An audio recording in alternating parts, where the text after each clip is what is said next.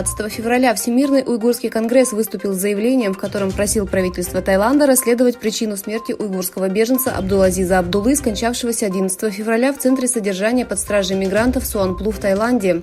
50-летний уйгурский беженец Абдулазиз Абдулла 9 лет содержался в иммиграционном центре Таиланда в очень тяжелых условиях.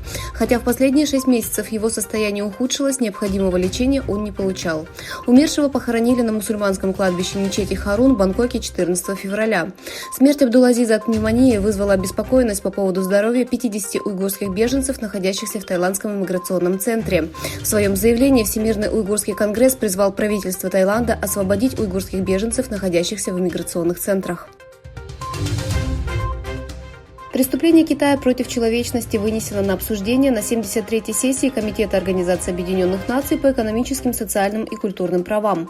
Эксперт ООН Родерик Ханнибал заявил, что сокращение бедности, принудительный труд, упадок уйгурского населения, принудительная стерилизация и создание так называемых интернатов являются важными темами. От имени школ Ханнибал попросил сделать заявление по другим вопросам, вынесенным на международную повестку дня, таким как удаление уйгурских детей из их семейного окружения и подвергание их промыванию мозгов и ассимиляции при китаизации в центрах и лагерях в Восточном Туркестане. Однако китайские делегаты пытались обмануть мировую общественность, повторяя заученные фразы. Сбитый США высотный аэростат, принадлежащий Китаю, усилил напряженность в отношениях между двумя странами. В то время как две страны впервые после кризиса воздушного шара провели контакт на высоком уровне, США заявили, этот безответственный поступок не должен повторяться снова. Согласно заявлению, МИД КНР Ван И, директор Центральной комиссии по международным отношениям Коммунистической партии Китая, а также Блинкен, госсекретарь США, провели неофициальную встречу на полях 59-й Мюнхенской конференции. Конференция по безопасности прошла в Германии по просьбе американской стороны. Выступая на 59-й Мюнхенской конференции по безопасности, вице-президент США Камала Харрис выразила обеспокоенность углублением отношений между Россией и Китаем.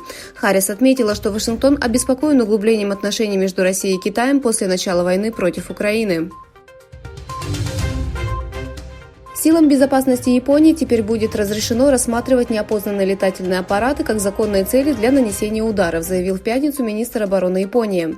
Кроме того, администрация оценивает условия, при которых военные силы смогут сбивать летающие объекты после того, как за последние несколько лет над страной было замечено несколько неопознанных летающих объектов, которые, по подозрению японских властей, являются китайскими беспилотными аэростатами-шпионами.